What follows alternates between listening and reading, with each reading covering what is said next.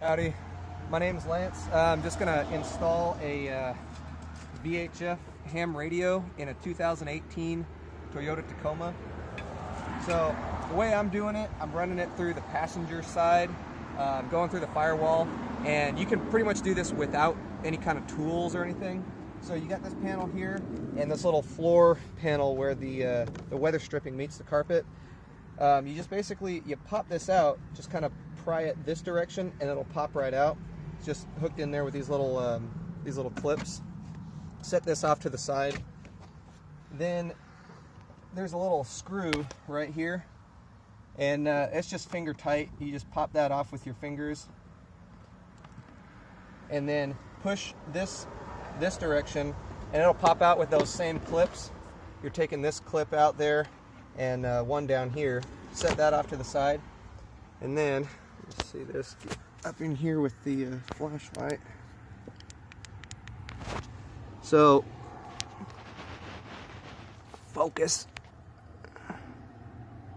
There is, I can get this thing to focus, where these red and black wires are coming out. It's basically where the main bundle of wires goes through the firewall, and I'll take you around under the hood and show you what's going on there. If you want to hold that. Alright. So we've got this, I don't know if it's focusing or not. Yeah, we've got this guy. This is where we figured out all the wires are coming through, and just northeast of there you've got a little button, little gasket. We pop that out, pull these wires, push these wires through there, and then pick them up on the other side, and then you can just pretty much run the wires, zip tie them all the way up underneath where the hood meets the wiper panels and stuff. Zip tie them up to here and then connect them to the battery. So yeah, that's pretty much it. Connecting a ham radio to a 2018 Toyota Tacoma.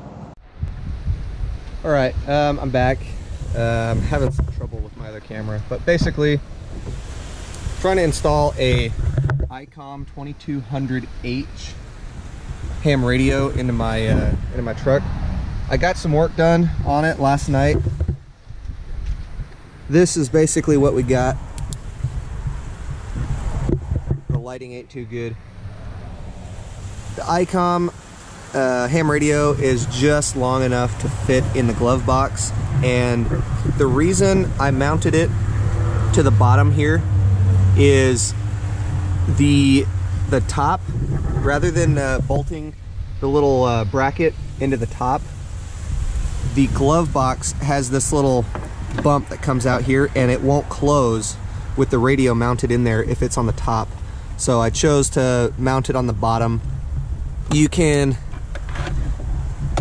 take the mic and put it up over top in there, and you can actually close it with the mic on it, no problems.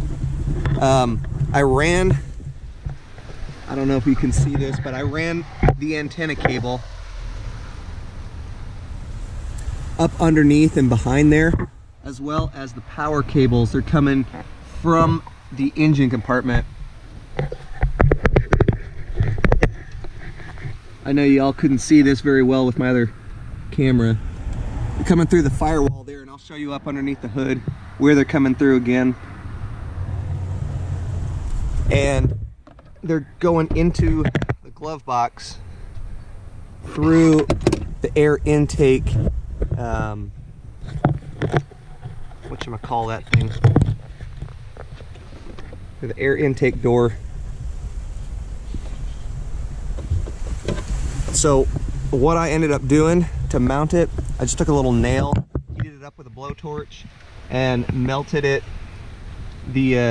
some holes in for the screws so I could mount this bracket. And then this, I'm going to eventually cut a little notch for these cables to run through. So so that way I can close this all the way. I can still access, if I take the radio out, I can still access the door and the filter for the air, the cabin intake. So we can go ahead and close that up.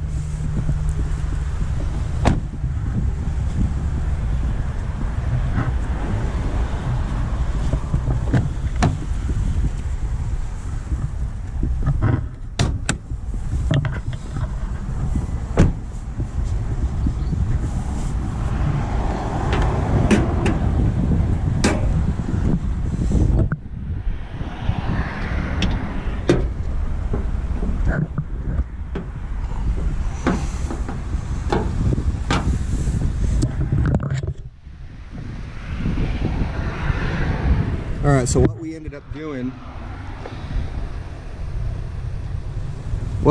doing is pulled out this little button right there. There's a little gasket right here, and we were originally trying to run them through this gasket to go through the firewall.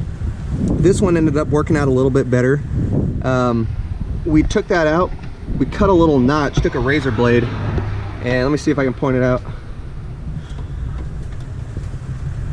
Took a little razor blade and cut out a notch for these cables to fit through, and we could push that button back in there. It shouldn't have any water going in there at all, and if it is, I mean, you'd have to be completely underwater for it to matter. Just zip tied this cable all the way across the hood, or up underneath the engine compartment, ran it around. If you don't mind. Zip tied these cables all the way across the engine compartment, and then the negative lead is, this cable here is about a 16 to 18 gauge cable, and we took a little bracket there and undid this screw and mounted the negative lead onto the chassis, and then the positive lead on the 2018 Toyota Tacoma. Got to be a little bit cognizant. This is a different size screw here, so you're going to need a larger grommet. Still the same cable gauge, but you're going to need a larger grommet because this screw here is bigger than the ones that they use for the negative leads. Just keep that in mind when you're out buying these little grommets or whatever you're trying to do. All right, now the cable for the antenna, it's not long enough. I just got a store-bought mag mount antenna, but as you can see, the cable is just going straight across. I'm eventually going to elongate it to where I can get that cable to run down through the window, and then run it down behind the seat and whatnot. I'm planning on taking this little clip for the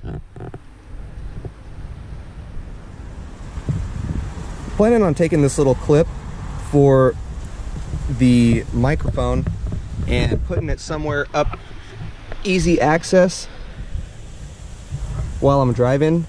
I'm not planning on operating it too much while I'm driving. It's mostly going to be, you know, camping or when I'm parked. But if I am going to be driving, I'm going to put it somewhere here, maybe up top, away from the buttons.